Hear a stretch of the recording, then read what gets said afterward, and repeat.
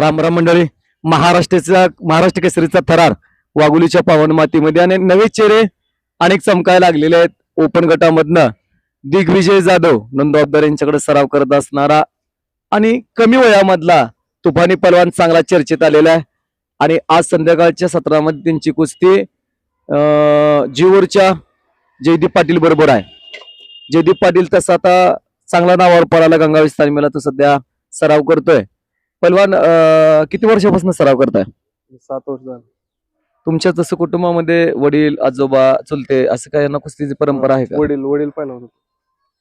आता ह्याच्या आधी तुम्ही कुठल्या स्पर्धेमध्ये एखादं पदक घेतलंय का? ह्या तुम्हाला स्पर्धेचा अनुभव आहे का? ऑल इंडिया खेळूया, महाराष्ट्र केसरीला असतो दरवर्षी. गेल्या वर्षी तुम्ही गेल्या वर्षी ऑपरेशन झालं. ऑपरेशन होतं.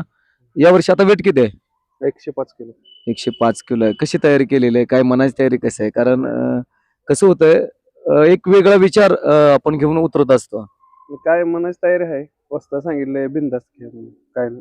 म्हणजे मनावरती काही दडपण नाही. नाही. आणि तसा जयदीपीन तुमच्या जोडीतलाच आहे आणि तोही पहिल्याच वर्षी ओपन गटामधनं उतरलेला आहे. हो. आणि महाराष्ट्राच्या कुस्ती क्षेत्रात असं तुम्ही म्हणा, जयदीप म्हणा, विक्रमसिंह भोसले म्हणा, ही नवी चेहरे चमकायला लागलेत.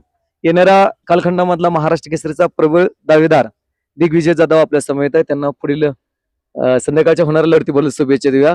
कुस्ती हेच ध्यास युट्यूब चॅनलला दिलेल्या आपण बाईट बद्दल कॅमेरामॅन दीपक पवार, मी कुस्ती प्रश्न पवार आपलं मनापासून धन्यवाद व्यक्त करतो.